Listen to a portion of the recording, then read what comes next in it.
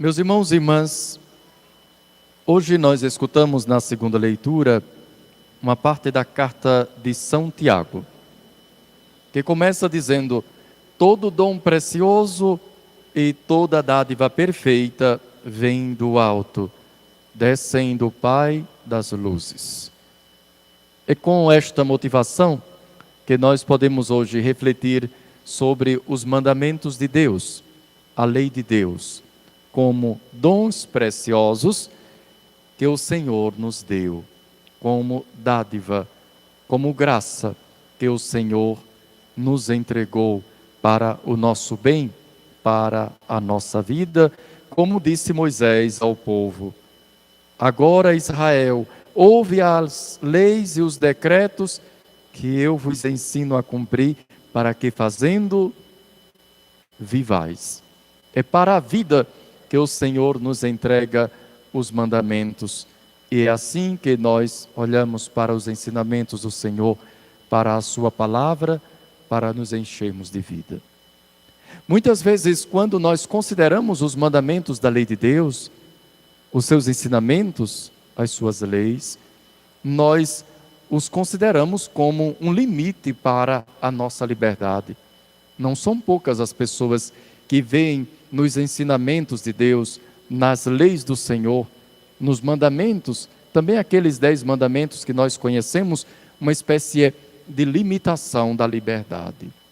Mas quando nós nos aprofundamos no entendimento destes mandamentos, percebemos que não é um limite para a liberdade seguir os mandamentos. É, na verdade, a condição necessária para que exista liberdade. Sem os mandamentos, meus irmãos e irmãs, nós não somos livres. Especialmente nós não somos livres de nós mesmos, de nossos interesses, de nosso egoísmo, da maldade que vai crescendo em nosso coração. Os mandamentos, antes de tudo, nos libertam de nós mesmos e possibilitam uma vida mais segura, mais tranquila. Tem uma expressão que nos faz entender isso de outro modo. De vez em quando nós usamos para dizer que a situação está desordenada, caótica, insegura, a expressão terra sem lei. Ora, quem já ouviu ou quem disse a expressão terra sem lei, sabe que não se trata de uma terra onde há liberdade, mas o contrário. Uma terra sem lei é uma terra sem liberdade. Quando nós dizemos terra sem lei, é uma terra em que nós não temos segurança nenhuma. Significa uma situação, um ambiente onde nós perdemos completamente a segurança. Terra sem lei é onde não há o mínimo de ordem, de segurança, de tranquilidade. Em uma terra sem lei, nós temos receio de sair de casa. Em uma terra sem lei, nós temos que fechar as portas com medo daqueles que não obedecem os mandamentos. A nossa sociedade vive hoje, de fato, como uma terra sem lei. Que aqueles que procuram viver os mandamentos são os que se aprisionam. Nós poderíamos ver até mesmo esses meios de segurança que nós encontramos para pelo menos dentro de nossa casa nos sentirmos mais tranquilos, mais confortáveis, como expressão desta falta de obediência aos mandamentos de Deus. Meus irmãos e irmãs, os mandamentos nós os conhecemos sintetizados naqueles 10 que nos são ensinados até na catequese. Pensemos se nosso povo obedecesse aquele mandamento, não roubar. As nossas casas não precisariam de tanta segurança. Nós já não teríamos colocado, como temos feito, arames farpados, quase como aquilo que só se usava em presídio ou em imóveis, em espaços militares. Agora nós usamos nas nossas muitas casas. De fato, basta sair um pouquinho mesmo dentro da nossa cidade, que nós vamos encontrar alguns muros das nossas casas com aqueles rolos enormes de arame farpado. Por que é que nós usamos isso? Onde é que está a nossa liberdade? Nós somos livres realmente. Se não existisse a desobediência ao mandamento de não matar, de não roubar, de respeitar o que é alheio, nós precisaríamos disso? Isso já seria suficiente para entendermos, meus irmãos e irmãs, que os mandamentos não diminuem a nossa liberdade, mas garantem a nossa liberdade. O pior desejo de uma sociedade é uma sociedade que deseja a desordem, a terra sem lei, como de fato se instalou no nosso tempo presente, uma terra em que obedecer à lei parece algo contra o bem, contra a justiça, contra a liberdade. Nosso Senhor nos deixou mandamentos sábios. Nós ouvimos: qual nação tem mandamentos, tem decretos e leis tão justos como estes? Por que os mandamentos do Senhor são cheios de sabedoria?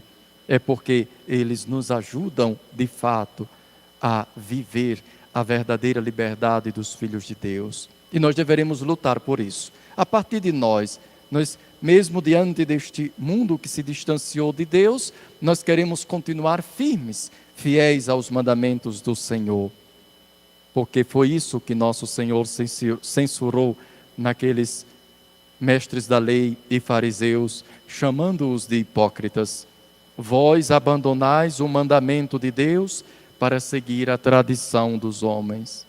Nós não queremos abandonar os mandamentos de Deus. Sede, disse São Tiago, praticantes da palavra e não meros ouvintes. E aqui, meus irmãos e irmãs, temos uma outra parte desta nossa reflexão. É que, de fato, no Evangelho se fala daqueles que colocaram preceitos. E assim nós fazemos uma distinção entre a lei de Deus, os mandamentos do Senhor, sua palavra e seu ensinamento, dos preceitos que nós mesmos inventamos para enganarmos a nós mesmos. Disse São Tiago: sede praticantes da palavra e não meros ouvintes, enganando-vos a vós mesmos. Ora, os fariseus, os judeus, como pode acontecer também conosco, eles, para fugirem dos verdadeiros mandamentos, inventaram preceitos fáceis de serem praticados e assim aliviam a consciência. Modos de lavar copo, de lavar prato, de lavar as mãos. Evidentemente, nosso Senhor não está criticando a boa educação. Se os judeus lavavam bem as mãos antes de comer, para nós é um bom exemplo. Mas isso não é motivo de religião. A religião não foi feita para nos ensinar a lavar prato, copos e utensílios de metal, nem para lavar as mãos. Os judeus tinham transformado esses gestos cotidianos da vida doméstica em rituais de purificação. Nós não compreendemos bem a crítica do Senhor, porque na nossa mente nem vem a ideia de que lavar as mãos antes de comer seja um rito religioso, ou o modo de lavar um copo seja um rito religioso, de lavar uma jarra seja um rito religioso. Pois foi isso que os judeus fizeram. E acreditavam assim que estavam sendo purificados, purificando o exterior, aliviavam a própria consciência. Meus irmãos e irmãs, isto pode acontecer também conosco. Seguramente não mais com as mãos, com as vasilhas de cobre, com os copos e as jarras, mas com os nossos ritos. Na verdade, é muito fácil seguir o rito, também o da missa, ou das nossas orações, das nossas celebrações. Nós aprendemos os gestos a fazer, sabemos quando sentamos, quando ficamos em pé, quando nos ajoelhamos, quando abrimos os braços, quando juntamos as mãos. Nós temos o preceito dominical de virmos à missa, conhecemos as respostas a serem dadas. Mas tenhamos muito cuidado, porque também para nós o Senhor pode dizer: este povo me honra com os lábios, mas seu coração está longe de mim. E como vamos saber, meus irmãos e irmãs, se nós também estamos assim? Não olhemos a perfeição dos nossos gestos na celebração, ou se dizemos corretamente as palavras quando celebramos a missa. Tudo isso é importante, mas o que nós deveremos olhar para que nosso Senhor não nos diga: este povo me honra com os lábios, mas o seu coração está longe de mim, nós deveremos olhar o nosso comportamento. Podemos dizer assim: a missa dominical tem influenciado a minha vida? Esta pergunta que cada um deve fazer. Quanto a palavra de Deus está influenciando a minha vida? Porque adianta pouco que alguém cumpra religiosamente o preceito dominical e a partir de segunda-feira comece a roubar de novo, a enganar. Roubos, imoralidades, violência, assassínios, adultérios, ambições desmedidas, maldades, fraudes, devassidão, inveja, calúnia, orgulho, falta de juízo. Para nos proteger destas coisas que realmente tornam o homem impuro, o Senhor nos deixou os mandamentos. E se nós hoje participamos da missa dominical, seguimos com perfeição todo o rito, mas depois continuamos no adultério, na imoralidade, no roubo, na calúnia, no orgulho. Se depois esta missa não muda o nosso comportamento, nós somos hipócritas como os fariseus e os mestres da lei. Porque honramos o Senhor com os nossos lábios, cantamos o hino do glória, até batemos no peito dizendo que somos pecadores, cantamos o santo e até recebemos a Santíssima Eucaristia, mas esses ritos não influenciam a nossa vida. É importante, meus irmãos e irmãs, que nós consideremos isso, que olhemos para a nossa sociedade, que perdeu a influência da fé. É importante que nós compreendamos que o catolicismo tem como característica esta capacidade de influenciar a nossa vida. A nossa fé católica não pode ser assunto privado, como se fosse uma espécie de parênteses em nossa vida. Capaz até que alguns católicos tenham receio de descobrir que os seus colegas de trabalho, por exemplo, descubram que ele vem para a missa no domingo. Ele prefere esconder a sua própria fé. Nós temos pessoas que frequentam a missa, que sentem vergonha da própria fé católica e fazem o possível para que os outros não saibam de sua fé. Os jovens têm um certo receio também nos ambientes de estudo. Jovens que passam pelo sufoco de manter a sua fé católica em um ambiente hostil, alguns têm receio de dizer que vêm para a missa, e assim por diante. Nossa fé realmente está influenciando o nosso comportamento no dia a dia? Ou é somente um espaço que criamos como um passatempo, quem sabe para deixar a nossa consciência um pouco mais aliviada no dia de domingo, e o resto da semana nós fazemos como queremos? Cumprimos os ritos, mas não deixamos esse rito transformar a nossa vida. É bom não nos esquecermos dos mandamentos, de amar a Deus e ao próximo. E quando olhamos o amor ao próximo, temos esse respeito pelos outros, desde honrar pai e mãe, não mentir, não roubar, não cometer adultério, não pecar com imoralidade, não caluniar, não ter cobiça nem inveja, não alimentar em nós o orgulho. Irmãos e irmãs, não nos enganemos a nós mesmos. Se o que celebramos não se transforma em vida, nós somos meros ouvintes da palavra, mas isso não nos salva. Em uma outra ocasião, nosso Senhor disse assim: quem ouve estas minhas palavras e não as põe em prática, é como um homem sem juízo, que construiu sua casa na areia. Vieram os ventos e as tempestades, derrubaram a casa e a ruína foi total. Quem, ao contrário, escuta estas minhas palavras, disse Jesus, e as põe em prática, é como um homem sábio que construiu sua casa sobre a rocha.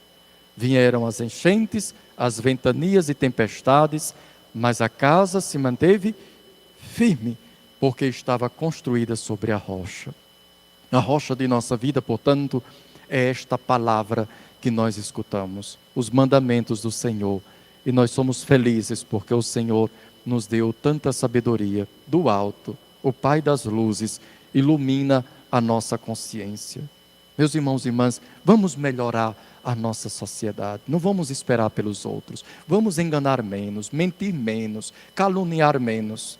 Vamos fazer como aquele povo que ia para o Juazeiro escutar os ensinamentos do Padre Cícero e depois, continuamente, com os benditos muito simples. Quem matou não mate mais, quem roubou não roube mais. Romeiro de verdade vive na fraternidade. Era assim que o povo cantava lá no Juazeiro e nas romarias. Quem matou não mate mais, quem roubou não roube mais. Romeiro de verdade vive na fraternidade. Nós podemos dizer, cristão de verdade, não mata, não rouba, não engana, não mente, não calunia, não tem inveja dos outros e não espera pelos outros para melhorar a sociedade. Nós temos que ser um sinal da salvação de Deus, para a liberdade. O Senhor nos deu os mandamentos para a nossa liberdade. E se muitos começarem a cumprir os mandamentos, nós seremos mais livres, teremos mais paz, teremos mais tranquilidade, até de circular em nossas cidades hoje, tão cheias de dificuldade, pouca liberdade nós temos. Nós temos a obrigação de lutar pela nossa liberdade. E não existe liberdade em terra sem lei, sem ordem. Isto não existe. Ou nós aprendemos a obedecer às ordens, às leis e respeitar a Deus, ou pouco a pouco nós vamos voltando à barbárie. Os bárbaros são aqueles que não têm lei. E nós não queremos ser bárbaros. Nós somos de Deus e queremos viver na liberdade dos filhos de Deus, obedecendo aos seus mandamentos. Louvado seja nosso Senhor Jesus Cristo. Para sempre seja louvado.